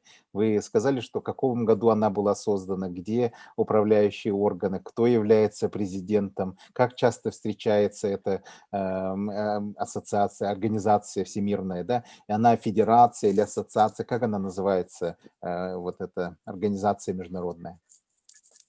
Да, это называется она Международное общество органа, International Society of Geosharp. Вот, создана она в 1998 году. Впервые эта идея появилась еще в 1991 году во время второго конгресса в Якутске. Вот, но осуществили ее уже только вот в 1998 году. И президентом ее является Франц Кумпел, он австриец, живет в Вене. Вот, и до сих пор, ну, он был избран президентом в 98 году, и на сегодняшний день он продолжает а, оставаться на этом посту. Мгм. Эта ассоциация объединяет множество стран, где есть ну, более-менее активные представители этого инструмента, да, Мгм. исполнителей, популяризаторы, исследователи. Мгм. Ну, и это довольно большой список стран на самом деле, если смотреть. Мгм. Мгм. Вот, в основном встречаются, ну, там члены, конечно же, вот тоже как бы из многих стран, и встречаются они в основном во время проведения как раз и вот этого самого международного конгресса Хамуса или Варгана, да. Мгм. Вообще, конечно, первый конгресс, он был проведен не деятельности этой организации, потому что он был проведен еще в 1984 году, да, Мгм. в США. Его инициатором явился Фредерик Крейн, да, про которого я уже упоминал. Мгм. Вот, он, так как имел много уже на тот момент, достаточно много международных связей, и вот он всех людей, исследователей, исполнителей, которых знал, тогда собрал в Америке, да, в штате Айова, и они провели такой конгресс. Ну, первый он был небольшой по масштабам, и Якутия там, к сожалению, участие не принимала, да, потому что контакта, ну, выхода на Якутию у них не было, Мгм. и это мероприятие прошло мимо нашей республики. Мгм. Вот, но чуть позже Иван Егорович Алексеев, да, Хамус Ибан, он познакомился лично с Фредериком Крейном Мгм. и уже выступил инициатором того, чтобы второй конгресс провести у нас в Якутии, да, в городе Якутске. Вот, и это было очень крупное масштабное мероприятие. И каждый раз с непостоянной периодичностью этот конгресс проводится в той или иной стране, да, в Норвегии, Мгм. Голландии, Германии, вот уже много где было. Мгм. И сейчас вот очередной 9-й конгресс, он получился довольно затяжной. Последний, 8-й, он был в 2014 году еще в Германии, а Мгм. вот 9-й все никак не может организоваться пока что. Мгм. Мгм. Хотели в этом году опять же, из-за пандемии опять перенесли на следующий год, и Ага. пока точно неизвестно, как это будет. Ну, то есть вот члены этого общества встречаются конкретно во время проведения этого конгресса. Да. Ну, я так вижу, что волна интереса все равно есть, она растет даже, потому что сейчас много молодежи интересуется этим, много millennials хотят новую музыку, новые звуки, новые какие-то интересные ощущения, да, вибрацию природы, как говорится, ощутить. И в этом плане было бы, конечно, интересно побольше узнать об этом, да, и есть ли у вас сайт свой, есть ли у вас какие-то YouTube-каналы, где могут люди получить tutorials, да, так сказать, ну, какие-то уроки по обучению там игры Хамос в якутском стиле, использованием там кисти и прочее рук. Да, у нашего музея есть свой сайт, да, Мгм. ilhamus.com. Мгм. Любой пользователь может туда зайти, ознакомиться с материалами. Кроме того, наш музей имеет свой канал на YouTube, да, Мгм. и как раз вот в прошлом году мы выложили 10 уроков, да, 5 по базовым приемам и Мгм. 5 по более продвинутым уже навыкам игры на хамусе. И любой желающий совершенно бесплатно может зайти по этим видеоурокам, чему-то обучиться. Мгм. Ну, это замечательно просто. И получается, ну, как вы думаете, какое будущее у Хамуса будет? Ну, вот и как географически, так и в количественном плане популярность хамуса и варгана вообще растет, да, с каждым годом. Это началась волна такого возрождения еще в 80-е годы, да, и у нас в Якутии, и по Советскому Союзу. Вот. И на сегодняшний день, как в нашей стране, так и во многих зарубежных странах, с каждым годом у очень многих людей этот инструмент вызывает все больше интереса. Даже появились такие своеобразные субкультуры, да, Мгм. варганные, как у нас в стране, так и за рубежом. Вот. Но контекст вот именно интереса, он разный. Да? У кого-то более такой эзотерический интерес, скажем, да, он связан как-то вот с некими вот люди, ну, прослеживают некую связь с шаманизмом, да. Мгм. Сейчас Мгм. очень много таких вот неошаманистов или вообще практиков, которые вот различные духовные практики проводят, да, и вот они видят хамус в связи с вот этими вот практиками. Но в то же время растет и интерес сугубо такой профессиональный, научный интерес, да, когда люди действительно пытаются изучить более глубже действительную историю этого инструмента, возродить национальные инструменты, да. Вот. И на самом деле у нас, вот в нашей республике, сама хамусная музыка, она тоже вот такая не в одном направлении движется, да. Как я говорил, вот и традиционная музыка есть, и современная, и они вот параллельно друг с другом существуют и развиваются. Вот, и в этом плане, например, современный стиль, он, конечно же, как более такой представительный или вызывающий такой вау-эффект, да, у массового слушателя, зрителя, приобретает все большую популярность, и за пределами нашей республики это воспринимают как именно якутскую хамусную музыку. Но, кроме того, уже идут такие процессы, когда исполнители других национальностей, да, там, буряты, алтайцы, немцы, да, перенимают эту же стилистику игры, играют на якутских хамусах то же самое, да, и уже их слушатели привыкают к этой музыке и начинают считать это своей национальной музыкой, да. Да-да-да. Идут такие культурные процессы, например. Да-да-да, это То идет. есть, ну, в разных планах совершенно вот разные взгляды, Мгм. и в шоу-бизнесе, да, и в контексте традиционных культур, да, и в контексте науки. Мне кажется, у хамуса, у органа в целом, как бы, ну, еще долго мы будем наблюдать этот процесс, да. Да-да. Ага, понятно.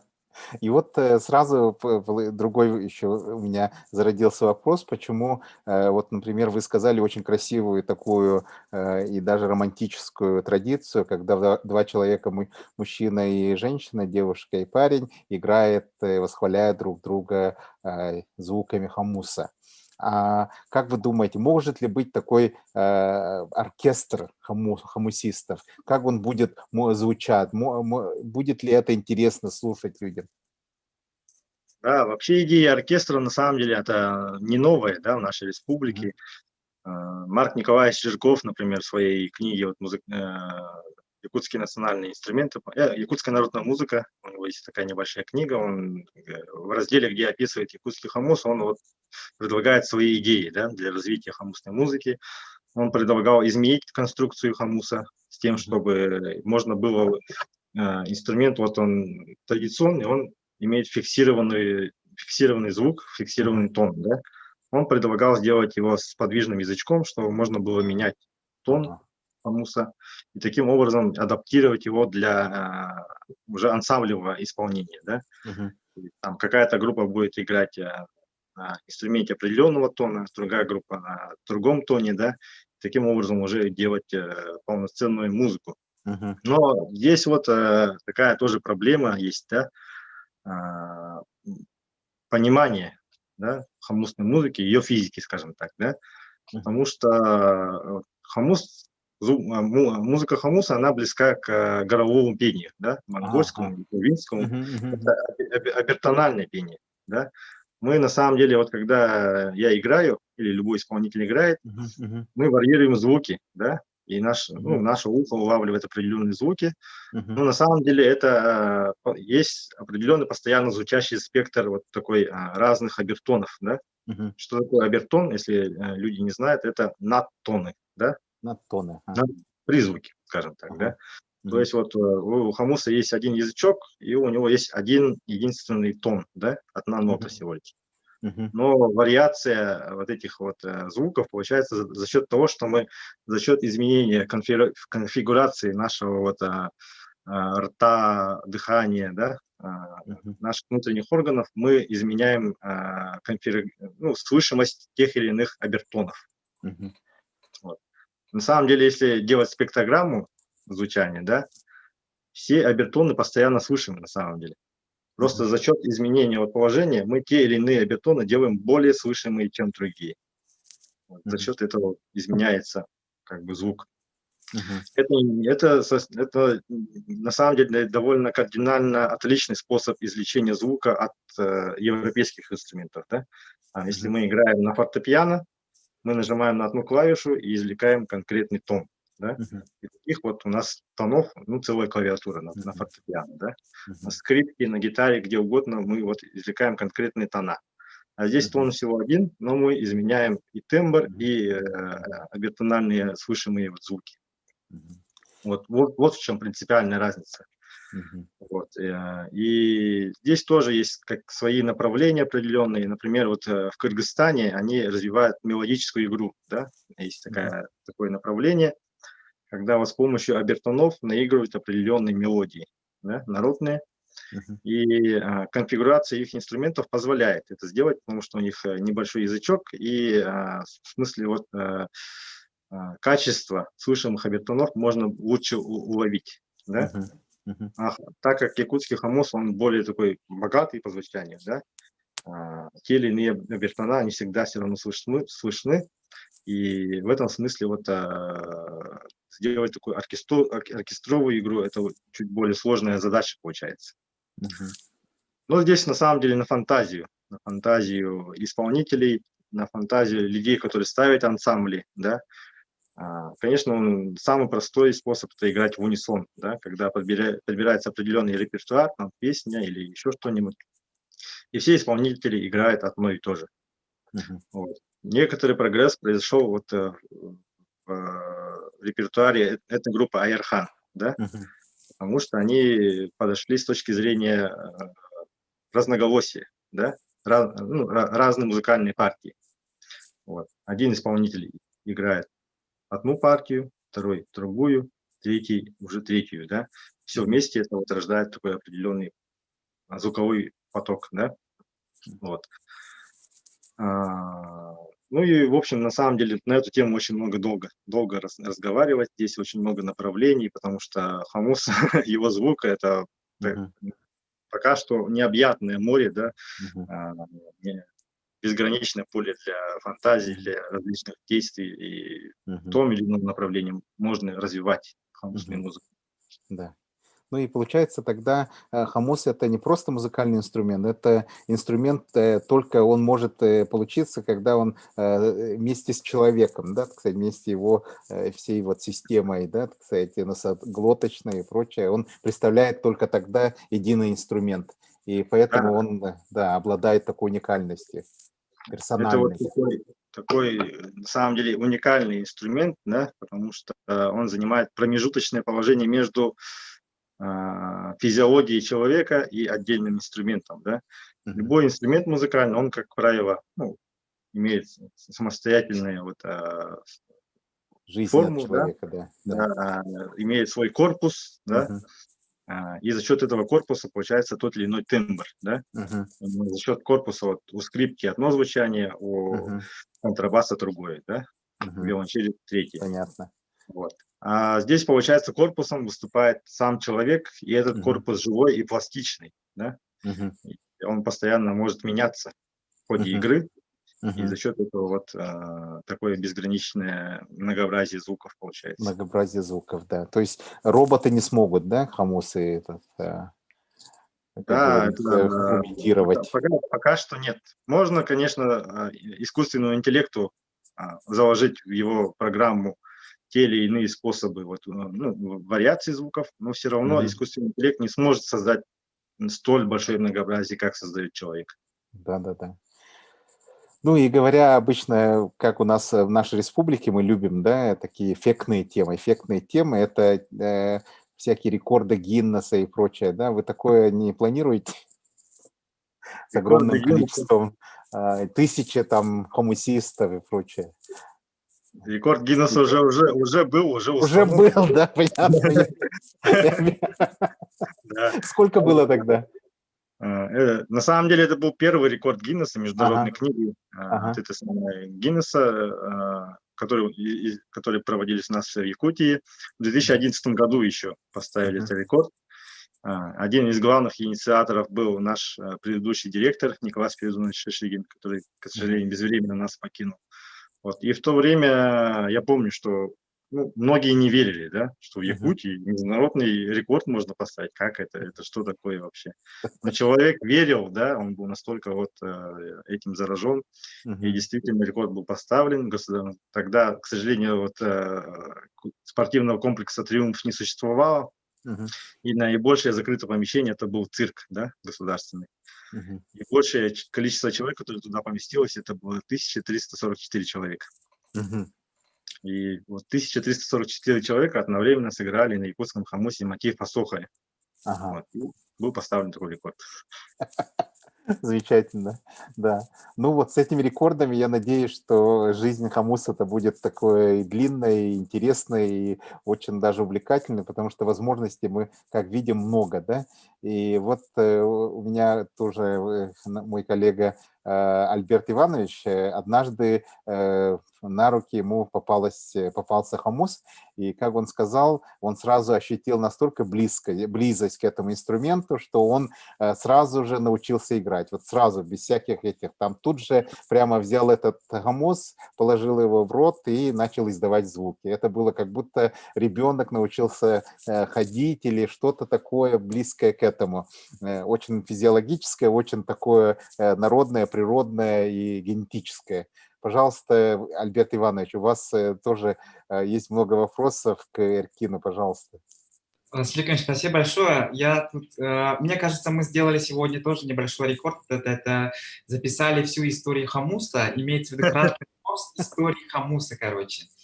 И, естественно, все это мы сохранили до тех пор, пока сервера Google будут работать. У каждого будет возможность зайти Замечательно. и полюбоваться не только историей хамуса, но и знаниями, которые носит в себе Эркин, да, потому что история сама по себе, она безжизненна. Жизнь дает историю человека, который все это сохранил внутри себя и может в любой момент вытащить и рассказать это всем. Поэтому мы должны быть благодарны Эркину, что это есть у нас среди нас, где-то в Якутске ходит человек с такими знаниями о таком инструменте, как хамос. Но хватит, как говорится, бить дифирамбы, и сразу к вопросам. Эркин, вот скажите, пожалуйста, вы человек, который сооснователь очень интересного сообщества, потому что у нас Амал Академия наук – это тоже большое сообщество людей, интересующихся не только наукой, но и музыкой в том числе. И вы недавно, я уже повторяю, соосновали такое движение интересное среди молодого поколения, что может быть интересно тоже членам и членам корреспондента Малой Академии наук. Пожалуйста, расскажите про это сообщество, как оно создавалось и чем это сообщество сейчас занимается. А конкретно про какое сообщество идет речь? Вы ходите в лесу и пьете китайский чай. А, Это называется чайный клуб «Отшельник». Да. Ну, сооснователем я себя, строго говоря, не могу называть, да, но одним из первых членов этого клуба, скажем так, основателем у нас является Аял Акимов, да, это человек, который несколько лет назад увлекся именно китайским чаем и вообще культурой, именно китайской культурой чаепития, да, у них она имеет определенную свою глубокую давнюю историю, конечно же, и за 5000 лет китайской цивилизации, конечно же, там опыт накоплен колоссальный, да, скажем так.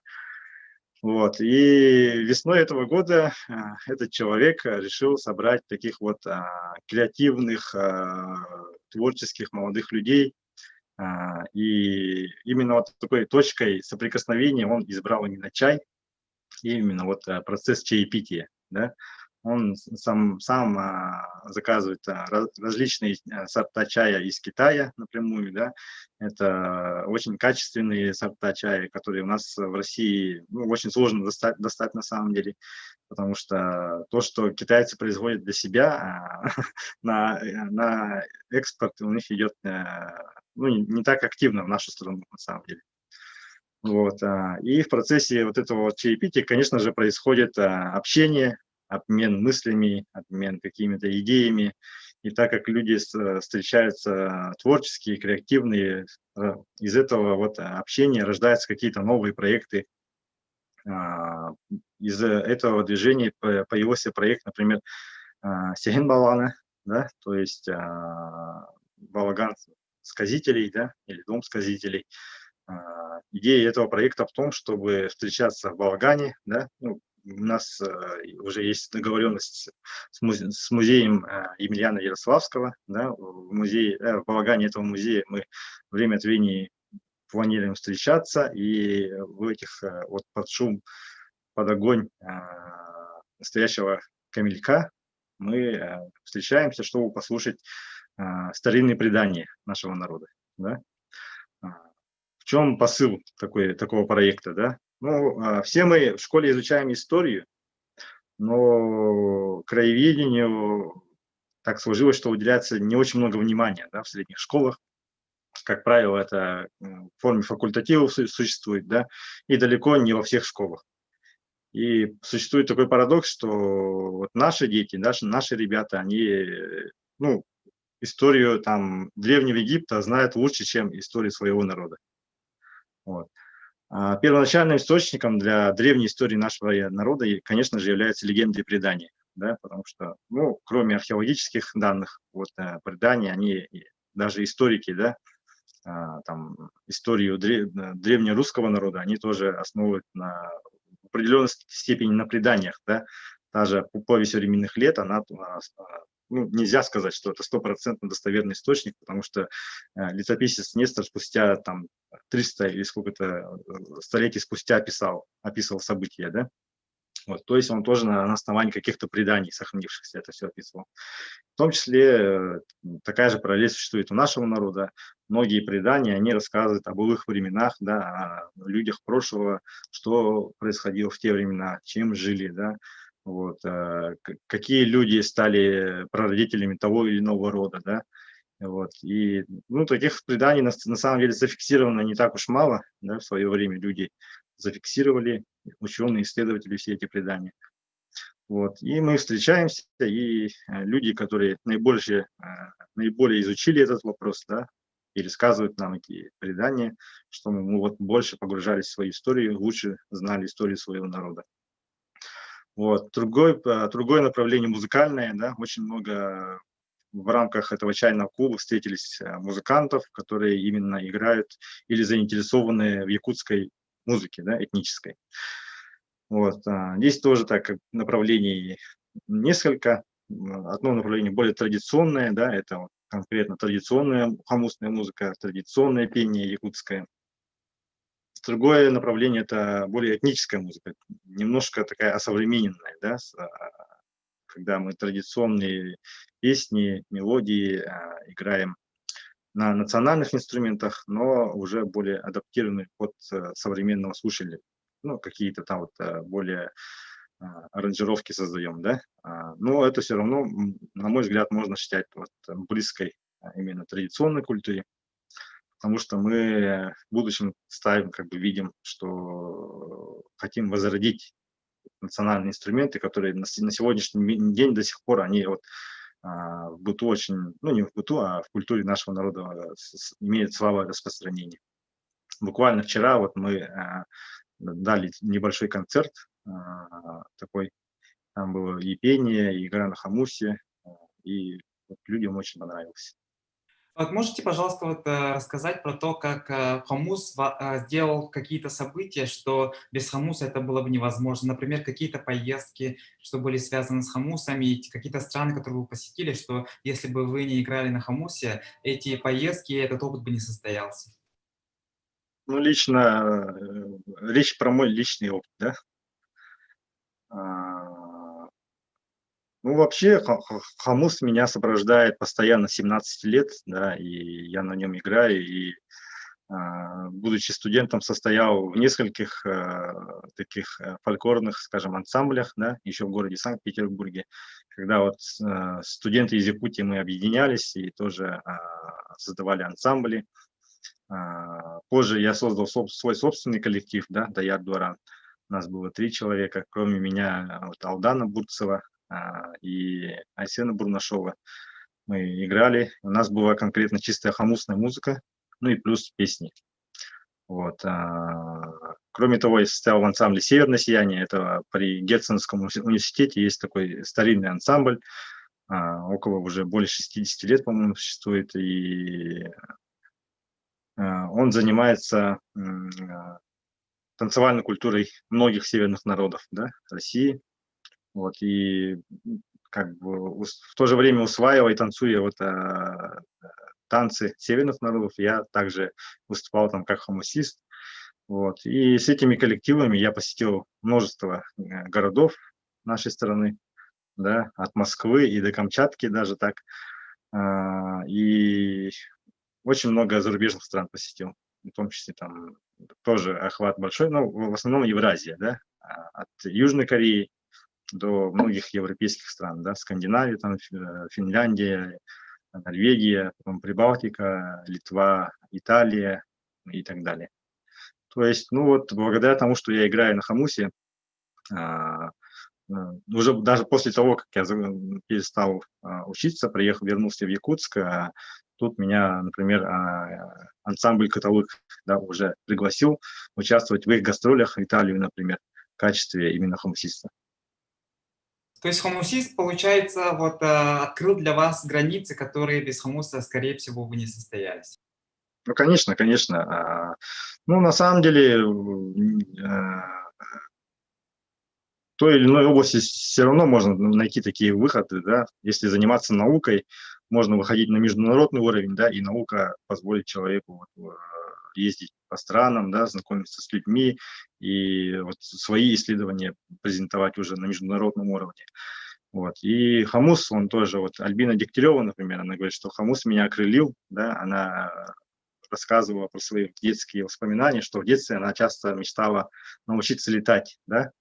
Вот. Став взрослой, она, конечно же, не научилась летать, но хомус ее окрылил в том смысле, что она вот практически весь мир объездила, да, где только она не была. Вот. И все благодаря хомусу. Аркин, пожалуйста, расскажите про то, что вы делали такие паломничества, да, летом, и побеждали во всех мыслимых и немыслимых турнирах, потому что вы сами как отдельно ездили по всем УУСам во время эсэхов, побеждали во всех конкурсах, и чтобы потом от вас избавиться, вас сделали жюри. Расскажите, пожалуйста. Ну, это было, да, в 2017 году. Так как я обучался в Санкт-Петербурге, будучи студентом, я со своими ровесниками, конечно же, в один и тот же период у меня не было возможности здесь, в Якутске, участвовать во всех этих конкурсах, да, и фестивалях, которые здесь проводились. Я вернулся сюда только в 2015 году, и с 2015 стал вот время от времени участвовать в конкурсах. Вот. Ну, больше всего конкурсов, конечно же, проводится во время проведения СЫХов.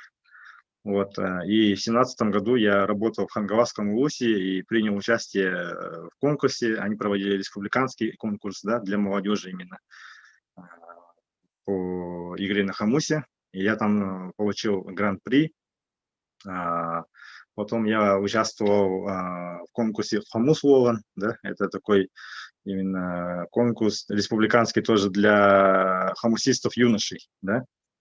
Это было в село Кептяни Усть-Алданского УУСа. Вот, там я занял,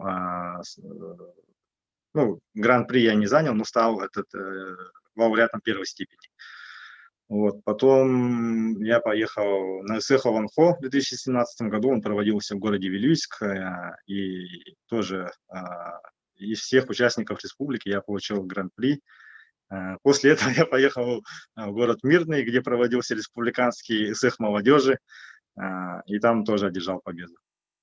Вот. И после этого я пришел работать в музей хомуса, и мне сказали, как бы, все, хватит, все, что можно, ты уже занял, победил, поэтому с этих пор как бы лучше подумай, да, что, ну, об участии в таких конкурсах, да, и уже как сотрудник нашего музея ты будешь выступать в роли жюри. Супер. Ну, должен еще информировать, да, слушателей, что Эркин является не только знатоком хомуса, да, но и знатоком Средиземья, да, вот это «Властелина колец», Эркина. И вот, чтобы, ну, как утверждает сам Эркин, поэтому, чтобы проверить его на слова, мы сделали небольшую викторину. И сейчас будем задавать вопросы и убедимся, да, насколько он является знатоком мира Толкина. Давайте. Неожиданный поворот нашего разговора. Эркин, вот при всех, давайте мы это сейчас, как в конкурсе Хамуса, если, коль вы стали гран-при, да, сейчас мы при всех тоже вот проверим ваши знания Средиземья. Тогда начинаем. Первый вопрос будет у меня следующий. Есть один дракон в истории Арды или Орды, который погибает 2 раза. Во второй раз он умрет в новом сражении. Кто его убьет? Дракон 2 раза погибает. Ну, у Толкина есть несколько драконов, которые ну, являются такими главными персонажами. Ну, именно 2 раза, чтобы погибал. Наверное, речь про Анкалагуна Черного, да, самого огромного крылатого дракона. Вот.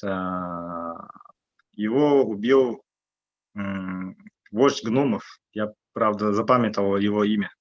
Вот. Но убив этого дракона, он как бы и пожертвовал своей жизнью. Да? Он забрался ему под брюхо и своим топором проткнул его. И своей тяжестью этот дракон задавил его, но и от полученных ран скончался. Следующий вопрос. Где в Средиземье живут сиамские кошки? Сиамские кошки? Ну, в Гондоре была такая королева Берутиэль, и она была известна тем, что у нее были такие, ну, она разводила кошек, да, у нее были кошки, и считалось, что у нее какая-то вот такая ментальная связь с этими кошками, потому что где бы эти кошки ни были, что бы они не видели, не слышали, они как бы каким-то вот образом пересылали информацию того, что видят и слышат свои хозяйки. Следующий вопрос. Какие существа могли носить благородные имена Арамунд и Тармунд? Армунд и Тармунд? Да. Насчет этих имен я вот как-то запамятовал. Армунд и Тармунд. Следующий вопрос. В самом раннем черновике он носил золотой венец. Во втором варианте текста он носит серебряный венец. Что носит он в третьем и последнем варианте произведения? Венцов, на самом деле, у Толкина так много, что конкретно про кого идет речь, я точно не могу сказать, но, возможно, речь идет про Арагорна, да, когда его короновали. Его коронуют, на самом деле, не венцом и не короной даже, да, а шлемом, который был шлемом нуминорцев, ну, с такими крыльями чайки, да. Но в фильме это показали неправильно, его там действительно коронуют короной, а по первоисточнику в книге Арагорна коронуют именно шлемом, которому приделан венец. Хорошо. 2 персонажа «Властелина колец» ходили в один отряд, а их тезки в первую эпоху, по всей вероятности, участвовали в битве на разных сторонах. О ком идет речь?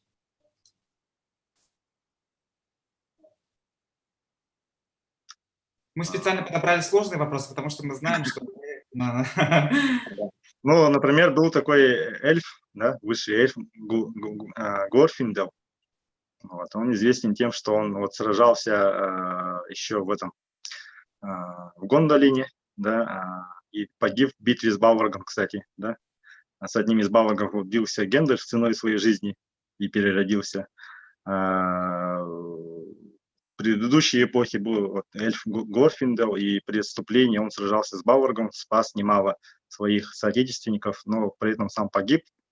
Но вот в мифологии Толкина эльфы обладают таким свойством перерождаться, да, и когда они перерождаются, они ну, вспоминают свою прошлую жизнь, ну, как бы их душа вот переселяется в новое тело. И на самом деле в книге этот персонаж тоже встречается, да, а в фильме переделано то, что вот вместо него Арвен спасает Фродо, На самом деле в этом моменте был именно в книге Горфинкл. А Теперь, второй ага, спасибо. момент, Следующий вопрос, послушайте очень внимательно. Один из защитников Минас Тирита в «Войне кольца» был тезкой эльфийских владык. О ком идет речь? возможно, Имрахиль, этот наместник Дол Амрата. Следующий вопрос. Еще при жизни его дяди для него был придуман новый титул – «Хранитель шлема», а впоследствии он принял новое имя. А каково было его старое имя? Хранитель шлема. Да. Хранитель шлема — это вопрос был про этих, да? Про защитников Минас Тирита. Да, да, да. Хранитель шлема. Возможно, этот Переглинтук. Хорошо, так, это анкетирование мы специально провели, чтобы наши слушатели писали в комментариях, на какие вопросы Эркин ответил правильно, а на какие неправильно. Пожалуйста, пишите в комментариях, оставьте, и пожалуйста, слово Василию Климовичу. Замечательно. И хотел бы это самое немножко, да, так сказать, вот примечание такое сделать. Я вот жил какое-то время, лет 7 или 8 в городе Лидсе, это в Англии, да. Это Йоркшир. И в Лидсе какое-то время даже, да, так сказать, начинал свое образование в качестве студента Джон Толкин, да, так сказать. Это был такой реальный момент, да, а потом он уже переехал, ну, он же где-то родился в Южной Африке, в Блюфонтейне, да, так сказать, а потом на какой-то период он переехал в Англию и поступил в университет Лидсе. И начал изучать английский язык как раз в Лидском университете, но потом перевелся в Оксфорд, да, и там Мертон колледж закончил. И после Оксфорда, да, уже какие-то 20-е годы он переехал обратно в Лидс и там преподавал. И с ним очень много связано, а я жил как раз в доме и в комнате, где он жил в качестве профессора, что интересно. А потом какое-то время жил в другой комнате, да, где не жил даже, а родился Артур Рансон. Человек, который тоже много чего писал, писатель. Это два писателя, они очень с друг другом хорошо общались.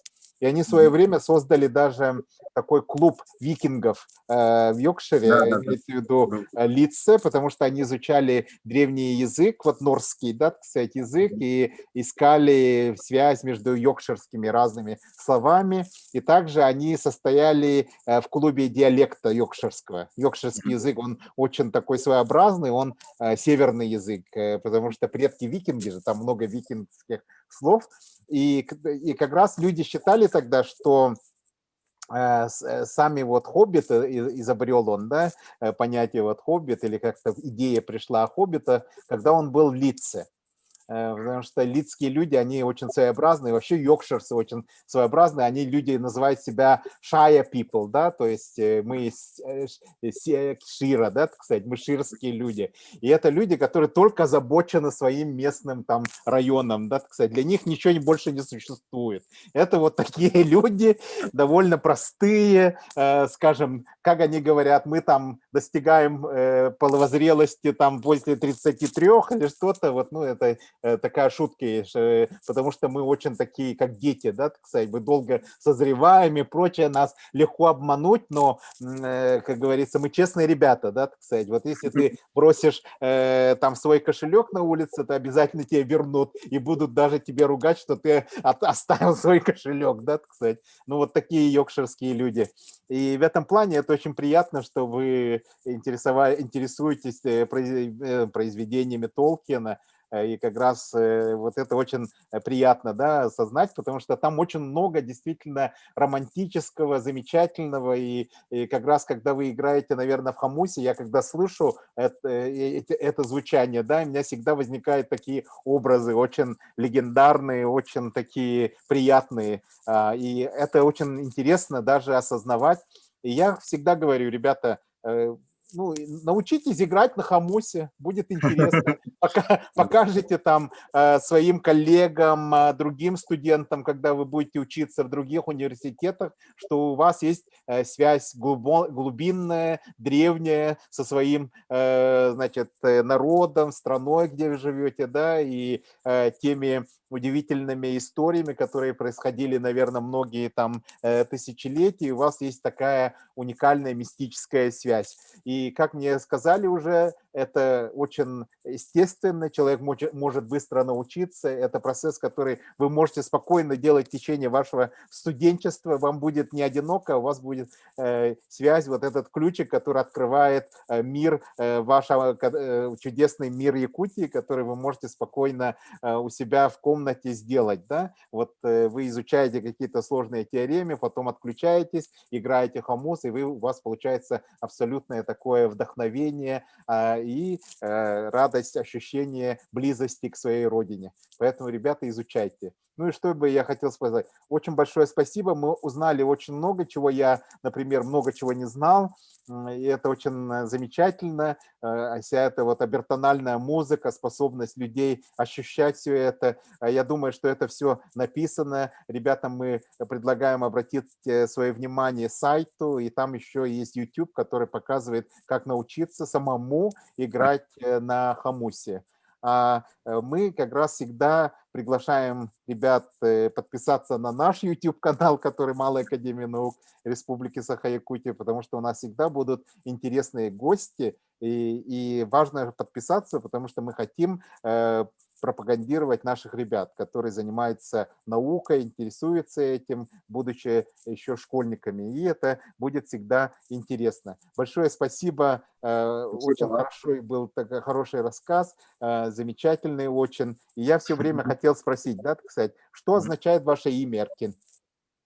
Эркин – это довольно на сегодня распространенное имя среди именно тюркоязычных народов, да? У большинства тюркских народов переводится как «свобода». Вот. А у нашего народа и у алтайцев, например, значение буквенное, да? От «эр» – это мужчина, «кин» – это середина или центр, да? Мужская, как бы, да. Мужской силы, получается. Мужской силы, Вот. сосредоточение мужской силы. Да, если смотреть как бы историю этого слова, оно уходит вглубь, тоже в древнетюркские времена. И в тюркском каганате Эркин это было такое звание, приближенное к военному. Первый или вождь имело значение такое. Да. И вообще вот в наших преданиях один из сыновей Эллей-Ботура был Экинабаган или Эркинабаган. Да? Понятно. У него было такое имя. То есть это уже и якутское имя, да? Просто мы забыли про это. Да. Я вспомнил про своего прадеда, да, у которого имя было Элефериус. Что с древнегреческого означает «свобода». Его родители думали, что он будет свободным человеком, поэтому дали ему такое имя, как говорится. Хорошее имя, да. Элефериус, да. Ну, замечательно. Просто мы настолько много узнали. Начинаем, да, блиц-опрос? Да, пожалуйста. Хорошо. Ну, мы каждое интервью именно завершаем блиц-опросом. И сегодня на вопросы отвечает Эркин Алексеев. Ну, я всегда говорю, что блиц-опрос у нас полушуточный, и поэтому мы задаем вопрос, там два варианта ответа, и вы выбираете, которые ближе всего вам, по разным причинам, да? Тогда мы начинаем блиц-опрос. Сегодня у нас в гостях был Эркин Алексеев, и начинаем. Если вы готовы, вы скажете «я готов», и мы начнем. Да, готов. Давайте мы... Этот пин поставим. Хорошо, начинаем. Кто умнее, кошки или собаки? Кошки. Еда или сон? Сон. Чай или кофе? Чай. Утро или вечер? Утро. Пельмени или шашлыки? Пельмени. Театр или кино? Театр. Лед или песок? Песок. Бег или плавание? Плавание. Велосипед или лыжи? Велосипед. Лучший город на свете? Санкт-Петербург. Где бы вы жили в Средиземье? в Ривенделе. 3 книги, которые должен прочесть каждый человек. «Братство кольца», «Две крепости», «Возвращение короля». 3 исследователя Хамуса всех времен и народов. Исследователь? Да. Да. Ну, крупнейший Фредерик Крейн, наверное, я считаю. 3 имени. 3 имени. 3 имени. Фредерик Крейн, Иван Егорович Алексеев, Мгм. ну и на сегодняшний день Лео Тадагава, наверное, из Японии. Ага, да. Ваш любимый девиз или цитата? Лучше завтра, чем послезавтра. И закрывающий вопрос. В чем смысл жизни одним словом? Смысл жизни в самой жизни. Спасибо большое. На блиц-опрос отвечал Аркин Алексеев. Я всех благодарю. Спасибо Василию Климовичу. Мгм. Супер интересная беседа. Тогда мы завершаем. Мгм. Да, спасибо, что пригласили. Спасибо. До